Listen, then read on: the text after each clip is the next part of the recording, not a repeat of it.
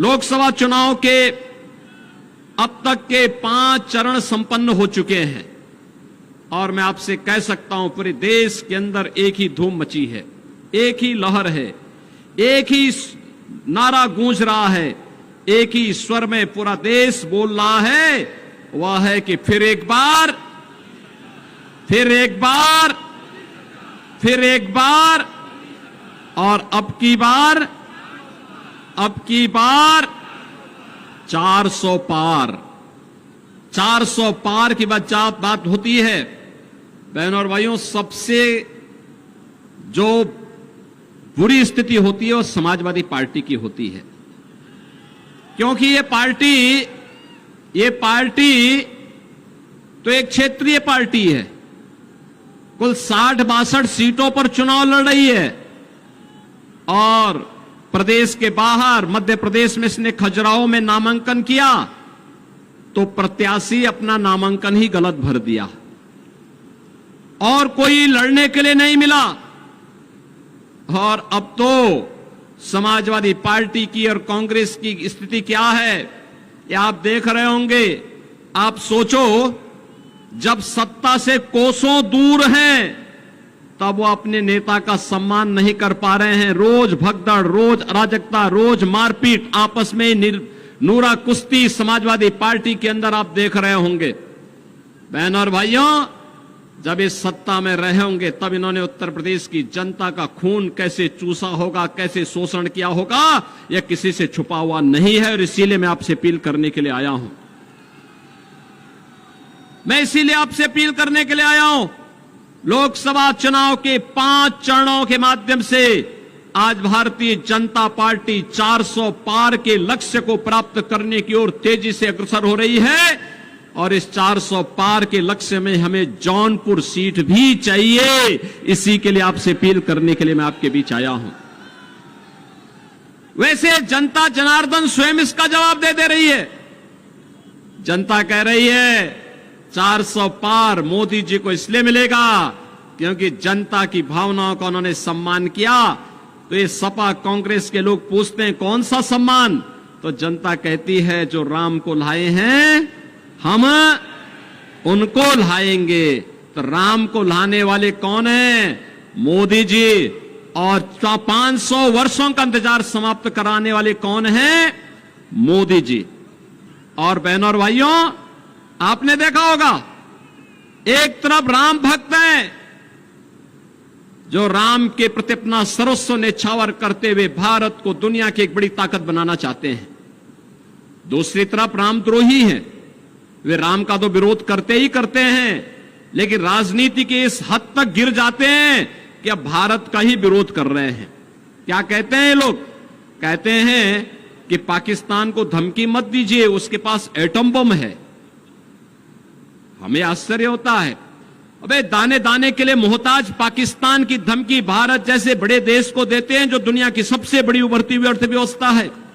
तनिक भी शर्म नहीं आती है कांग्रेस और समाजवादी पार्टी के नेताओं को, तनिक भी कोई संकोच नहीं होता है। और बहनों और भाइयों, जहां भी कांग्रेस ने अपने पार्टनर ढूंढे हैं, ढूंढ ढूंढ करके जितने भी दागी दल हैं, भ्रष्ट दल हैं, परिवार के दल हैं, इन्हीं सभी दलों को इन्होंने चुनावी मैदान में उतार करके पूरे देश के अंदर अव्यवस्था और अराजकता का जैसे ठेका सा ले लिया हो। लेकिन भारत जान रहा है, पूरा भारत जान रहा है, मोदी जी के नेतृत्व में हमने बदलते हुए भारत को देखा है। एक ऐसा भारत जिस भारत ने आज दुनिया के अंदर अपनी धाक जमाई है। आज दुनिया में भारत का सम्मान बढ़ा है, भारत की सुरक्षा पुख्ता हुई है। बहनों और भाइयों, पूरे देश के अंदर आज आप विकास के नए नए कार्य देख रहे होंगे। कहीं आईआईटी बन रहे हैं, कहीं आईआईएम बन रहे हैं, कहीं एनआईटी बन रहा है, कहीं पर ट्रिपल आईटी बन रहा है, कहीं पर 1 डिस्ट्रिक्ट 1 मेडिकल कॉलेज बन रहा है, कहीं पर हर घर नल की योजना के माध्यम से हर परिवार को शुद्ध आरओ का पानी दिलाने की कार्रवाई आगे बढ़ रही है। बहनों और भाइयों, ये लगातार आज देश के अंदर पिछले 10 वर्ष में मोदी जी ने जो कायाकल्प किया है, विकास भी हो रहा है इंफ्रास्ट्रक्चर के बड़े बड़े कार्य हो रहे हैं, कहीं हाईवे, कहीं रेलवे। रेलवे में भी आपने देखा होगा वंदे भारत, अमृत भारत, नमो भारत के नाम पर नई नई ट्रेन आ रही हैं, और गरीबों के कल्याण के लिए भी कितना कार्य हो रहा है। मैं तो कहूंगा बहनों और भाइयों, एक और भारत है मोदी जी के नेतृत्व में 80 करोड़ लोगों को फ्री में राशन दे रहा है, और दूसरी तरफ पाकिस्तान है 23 करोड़ लोग भूखों मर रहे हैं वहां पर। 23 करोड़ की कुल आबादी, और वह भी भूख से मर रही है। इसीलिए मैं आपसे कहना चाहूंगा, जो पाकिस्तान का राग अलाप रहे हैं, 4 जून को उनका बोरिया बिस्तर बंद करके पैक करके उनको बोलो जाओ पाकिस्तान, भारत पे बोझा मत बनो, पाकिस्तान में जाके अब भीख मांगो।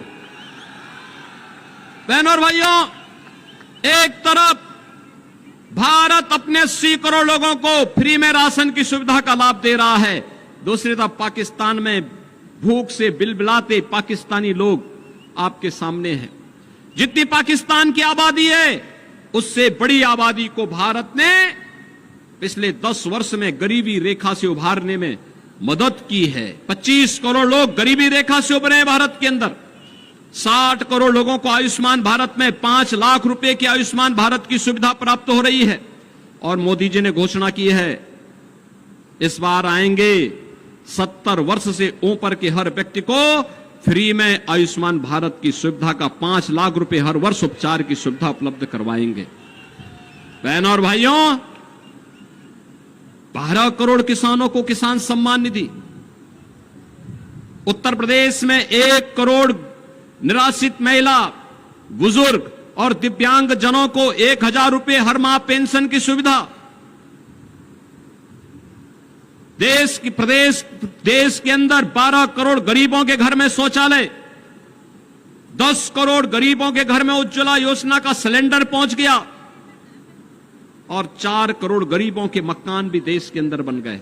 और मोदी जी ने घोषणा की है, इस बार आएंगे तो बाकी बचे हुए गरीबों का भी मकान बनाएंगे।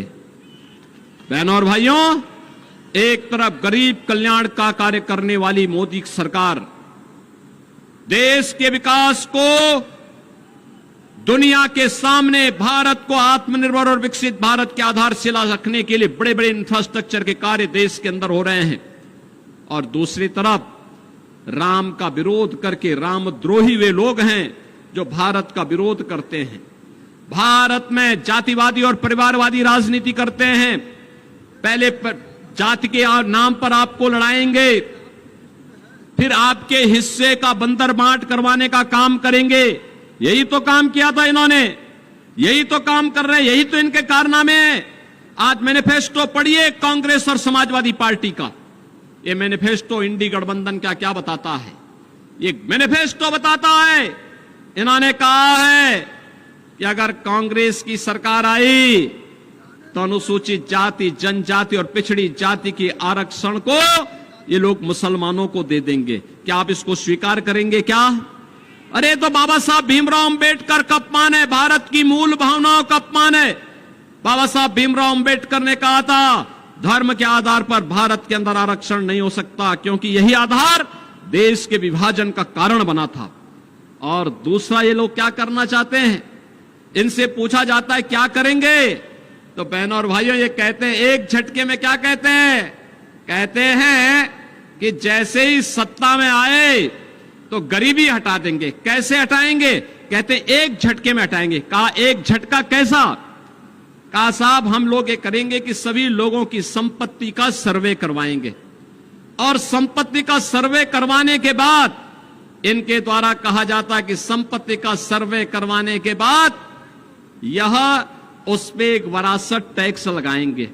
वरासत टैक्स का मतलब आप जान रहे हैं? आपके बाप दादों ने, आपके ग्रैंडफादर ने, आपके फादर ने जो संपत्ति अर्जित करके आपको विरासत के रूप में दी है, इसमें से आधी संपत्ति ये कांग्रेस और समाजवादी पार्टी के लोग ले लेंगे। फिर ये पाकिस्तान, बांग्लादेशी घुसपैठियों को, रोहिंग्या को बांटने का काम कर देंगे इसी संपत्ति को। क्या अपनी संपत्ति में आप क्या इनको बंदर बांट करने देंगे क्या? आपके बाप दादों की खून और पसीने की कमाई में क्या ये लूट मचाएंगे? क्या इनको सेंधमारी करने की छूट देंगे क्या? और दूसरा, बहनों और भाइयों, मैं इसीलिए कहता हूं कि कांग्रेस और समाजवादी पार्टी के अंदर उनका घोषणा जो कहती है, वो ये कहती है कि हम वरासत टैक्स लगाएंगे। ये वरासत टैक्स कुछ और नहीं, ये औरंगजेब का जजिया कर है, जजिया कर। क्या जजिया कर देंगे? अरे स्वतंत्र भारत है, जजिया कर औरंगजेब ने लगाया था। औरंगजेब मुगलों का सबसे क्रूर बादशाह था। औरंगजेब ने अपने भाई की हत्या की। औरंगजेब ने अपने बाप शाहजहां को कैद कर दिया था और शाहजहां ने अपनी जीवनी में लिखा है कि ऐसा कमबख्त पुत्र किसी को प्राप्त न हो। उसने कोसा है, उसने कहा औरंगजेब के बारे में शाहजहां ने लिखा है कि इससे का ऐसा कमबख्त पुत्र किसी को पैदा न हो।